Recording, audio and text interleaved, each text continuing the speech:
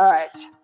So here we're talking about the roots of archaeology and paleoanthropology being based in race science, right? So racism is not a real thing because here we're showing that we're 99.9% the same. But the lived experience of racism is very real for a lot of people. And we see it in society today still. So these are all a couple of things that we all experience. Are we wealthy? Are we educated? Are we citizens? What language do we speak? What is our mental health, our skin color, our appearance, and how it affects you in society today? So I'll do me. Let's start here. So the closer to the inner of the circle, the more privilege you have, right? The further away from the circle, the less privilege you have, or the less access to amenities that you have, which is a direct result of past apartheid and colonialism. So I'm a homeowner. So I have a nice fat circle. In terms of wealth, I wish I was rich, but let's say I'm middle class. Education, I went all the way. Citizenship, I am a citizen of South Africa. Mental health, language. I am English, although I do speak a second language. Mental health, I don't think anyone is stable anymore, so let's go with resilient. Sexuality, I am a married woman, right? My ability, I am able-bodied. I'm going to need more of these. My appearance, I'm not the social ideal. I am very much aware I don't look like Iziko South or whatever. Oh, sorry, I'll get back to that one. So I'm probably more or less the social norm. Sorry, that's okay. In terms of skin color, I am light-skinned. In terms of access to services like Wi-Fi and water, I have no problem. Employment, I'm lucky enough to have a full-time permanent job. Transport, I have my own car. Yes. Right? Petrol might be expensive, but I can do it. So you can see that my stack is quite high to someone that maybe is in Khayelitsha, that has to take a bus 3 hours to get to university, that has to go get a bucket of water, whose stack might be lower.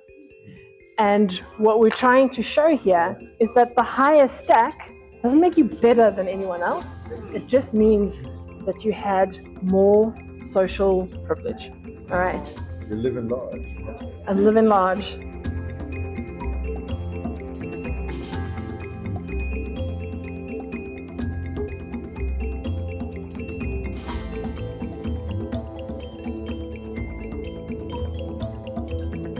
In the Humanity Tour today, the Food Indaba colleagues can expect to see a window into the human evolution past, told in a slightly different way, putting them in the picture so that they feel welcomed by the human origin story.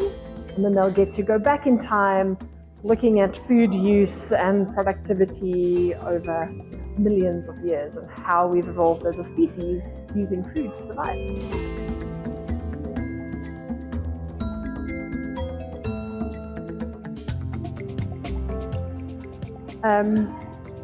Through the use of a food lens in the Humanity Tour, we'll see that humans were very creative in their use of food and the remnants of food. So not only will the visitors understand a little bit more about how we evolved and the food we used to use, but we'll also see that looking at the archaeology around them, that as people used to eat, the remnants they would use in other things. So adornment, making beads from shell or beads from ostrich eggshell, using bone that they had gotten from an animal that they had slaughtered to make other tools. So everyone will see that.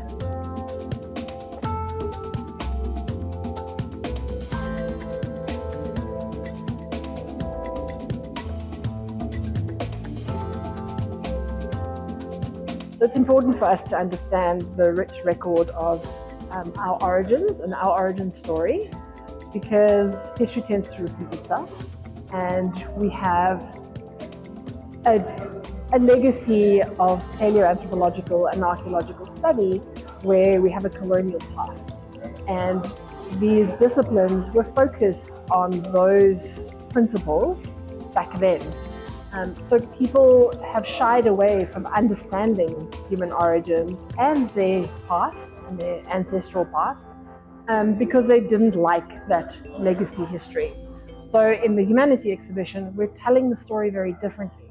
We're showing that the science is really sexy, and we're showing that the story is much more complicated than you thought, and there's so much more to learn about you and how you fit into the origin story in a way that changes that narrative completely.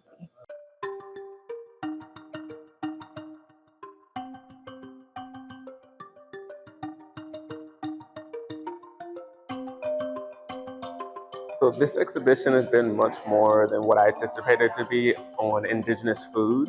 It went way further back, millions of years ago, and touched on how our jawbones adapted over time to the different types of foods we're eating in the different regions, even outside of South Africa.